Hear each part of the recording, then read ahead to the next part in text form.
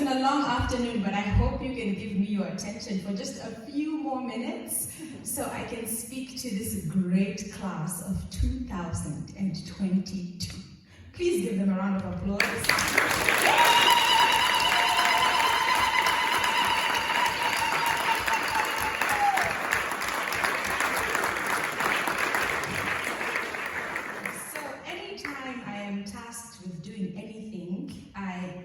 Into my bloodline and see which one of my ancestors I can call on for help. I am the descendant of healers, of warriors, of leaders, of lovers, of teachers. But for today, I am going to channel the spirit of my maternal grandfather, Philip Mofana, who was a preacher. And in his own very gentle, soft-spoken way, he was a powerful, powerful speaker. And he used to craft his sermons into sections of 3. And so I'm going to share some words with you, grade class of 2022, and it's going to be in sections of 3. Words are so important. Words create. And so many words have been spoken about you today. Please cherish them. Treasure them, keep them in your hearts. Like Gabriel said, I sat not here, but outside the patio of Woolworth in 2014, and my professors had words for me too. Gabriel told me that I was going to be very rich one day.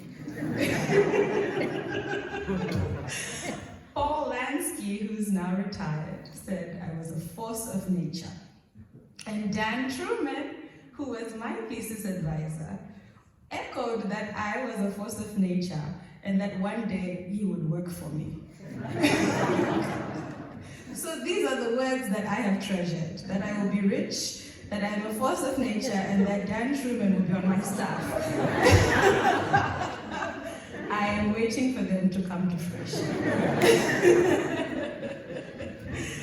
And so the 3 kind of structure of 3 that I want to share this afternoon comes in the way of Proverbs. This is, how we speak in Zimbabwe. This is how we share wisdom. So I have 3 Proverbs I'm going to share. Then I'm going to share a little bit of my personal story, and I'm going to wrap it up. So the 3 Proverbs are, the first one, anyone who sang with me the Glee Club now knows it very, very well. It's the title of a piece we sang. Moyo muti, unomera paunoda. The heart is like a tree. It grows where it pleases. The second proverb says, Chara chimwe hachitswani inda. And what that means is, one finger alone cannot squish all of the lice in your head. You need at least 2. And the third one says, Ziva kwawakava, kwaunoenda usiku. And what that means is, know where you came from, because the path ahead is unsure. So I can only imagine how you all in the great class of 2022 are feeling today. 8 years ago, I was excited, I was exhausted, I was relieved, and I was kind of scared. There were so many unknowns. I was an international student, my F1 visa was fast running out, I didn't know if my OPT was going to be accepted. I had no idea what was coming next. And I was so sick and tired of the question, so what are you doing next? Does anyone feel that way? And so I moved to Philadelphia to move in with my sister. And while a lot of my friends were moving to New York to begin their wonderful careers in investment banking, I, the artist in our crew, took on my job as a full-time auntie for my 13-month-old niece. And, while I was taking care of my niece, I sort of, took it upon myself to enjoy the time with family. And and also to enjoy Philadelphia. So I used to go on walks. And so one day I was walking, do any of you know Philly? Is anyone from Philly? Yes! I was walking in Center City on Walnut Street, right at the kind of in between Broad and 50th. And right there was a Williams-Sonoma store, kitchen store. Does anyone like that store? I love it, guys. It's so lovely, so fancy. And like Gabriel said, I'll be rich. So I can get what I want from that store one day. And so I walked into the store. Well, I was at the door of the store, and as I was about to walk in, this fabulous woman came walking towards me. It was like May, and she was in a fur coat and had these big sunglasses. And I mean, diva to diva, I was in awe. Okay? I was like, who is that? So I froze, and it looked like she was going into the door too, so I made way for her to pass. And she was like, no, I'm too old and frail, I need help. So if you go through the revolving doors first, I'll follow. I was like, okay, fine. So I go through the doors, she follows. We part ways in the store. I wasn't really buying anything, because like I said, I was living with my sister, taking care of my niece. I was just playing make-believe for the future apartment I was going to own one day. And so she came to me, and she had a ladle, and she said, I forgot my glasses at home. Can you read the price tag for me? And I was like, it's like $9.99. And she was like, do you need one? And I was like, no, I don't need a ladle. Thank you, though. But we struck up a conversation. And she said, hey, do you want to come up to my apartment and eat apples and honey? And I was like, okay.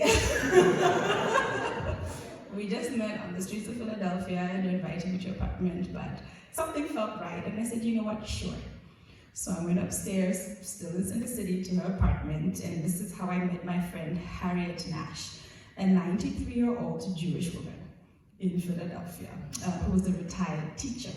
And we became fast friends. And she was my only friend in the city at that time. So Harriet asked me, she said, what are you up to? And I said, well, I just graduated from Princeton, and I don't know what I'm doing, but I'm happy to be here and alive right now. And she was like, well, I'd love to take you out for lunch to celebrate. Sure. My mom was still around. Harriet, my mom, and I went for lunch. So Harriet asked again, so what do you want to do next? And I said, okay. I don't want to hear that question anymore. But what I do know is, I want to sing. That's what I feel in my heart. And I know that I probably just need to get a piano so I can sit in my sister's apartment and practice, and I'll be fine. And she was like, that's all you need? A piano? And I was like, yeah, that'd be nice. And she was like, I'll get you one. I kid you not. So Harriet, my mom, and I walked down to Jacob's Piano on Chestnut Street, and she bought me a Baldwin piano. I kid you not, this really happened. So, that happened. Now, about a week later, a friend of mine gave me a call, a friend of mine in New York, and she said, hey, we are having a Nelson Mandela commemoration here in Harlem, will you come sing? I said, yeah, sure. I was like, how did you find me? Well, it wasn't my friend, so it was my friend's boyfriend, who was a South African performer. And he was like, wow, your friend Nyasha and I were at dinner, and we were having an argument. Gavin, I think you'll like this one. He said, we were having an argument about who sings better, Zimbabweans or South Africans. Because there's a lot of beef about who the better choral singers are in Southern Africa. And he had dared to say, I don't know any fantastic Zimbabwean singers. We South Africans sing the best. And she said, ha! You must meet my friend Tanyaradzwa, she can sing. And sure enough, he looked at my music online, and then he invited me to come sing. So I sang in a courtyard on Adam Clayton Powell Boulevard. And in the excitement of meeting people and getting to know people, I missed my bus back to Philadelphia. And it was the last bus of the evening. And I didn't have anywhere to stay. So that day I had met a friend, a South African singer who said, hey, you can crash at my place. And I said, oh, okay. So I spent the night at a friend's place, and the next morning I woke up with my mbira in tow to walk to Penn Station. On the way to Penn Station, I met the very same guy who had invited me to come sing in that courtyard, who had gotten into an argument with my friend about who sings better, Zimbabweans or South Africans. And we literally just bumped into each other, right, on 35th and 8th Avenue. This is New York City. It's very rare to just bump into somebody. And he was like, you're still here? And I was like, yeah, I missed my bus last night. And he said, this is a sign. Follow me. Now you're talking to the woman who had, gone upstairs to eat apples and honey. So at this point, I think you know what kind of personality I have. And I think you can guess what I did. Did I follow him or not? I followed him. I said, sure, let's go. So I followed him, and we went upstairs in Pearl Studios, and we stood outside the door, and he said, this is an audition. Just go in there and sing like you sang yesterday. And I was like, okay, fine. And he said, he looked at his watch, he said, it's 11:11, make a wish. And I was like, okay, I made a wish. He said, okay, go and sing. So I go into the room, pick up my mbira, and I sing a song. I have no idea what I was doing. I have no idea who the people were. And they took out my name, my email, my phone number, and I left. Got on my bus to Philadelphia, went back home, and continued on with my merry life. 2 weeks later, I get a phone call. And the person on the other end of the line says, hi, Tanyaradzwa. I'm calling from Soho Rep, an off-Broadway theater in New York. And we were so impressed by your audition 2 weeks ago, we would like to offer you a part in this upcoming show. And I was like, what audition? What show? And she was like, you auditioned for this upcoming musical, it's called Generations, it's set in South Africa, and you came to the audition. And we would like to offer you a part, is that okay? I said, oh, yeah, that's fine. And I was like, oh my God, my OPT still has not come out yet. Am I even legal? I didn't say that on the phone. I accepted gracefully. So there's many more stories I could tell you, but I'm going to end my sharing there. Long story short, everything turned out fine. My OPT came out, I was in the show, it was a hit, it was great, and I had a fantastic time. But remember I told you 3 things, right? Moyo muti, the heart is like a tree, it grows where it pleases. Charachinga isitwanye inda, and ziwa kwakava. So from my story, I would love you all to take away these 3 points. 1, follow your heart. I chose to be a music major after my brother passed away my sophomore year. Before that, I was pre-med. Yeah. And I made that decision because I realized that, my brother passed away at 33, and I realized that we're on this earth for a reason, and we're given gifts, we're given a light, and we should use them. Be bold. Follow your heart, follow your light. It will take you on the most miraculous, wild and crazy journey, but it will be fun. Second thing, I've said this before, and I'll say it again. Look left and right at your peers, at your friends. They are your assets. Had it not been for my friend, who got into an argument with her boyfriend, and who's had my back, and said, my girlfriend Tanyaradzwa can sing, I would not have been in New York that day. And had it not been for my friend, who gave me a place to stay after I missed my bus, I don't know if the stars would have aligned for me to meet Studuzo again on the street and walk into an audition for what would then become my off-Broadway debut. Third thing, in everything I have done, I've always worked to honor my community and those who have come before me and to serve them.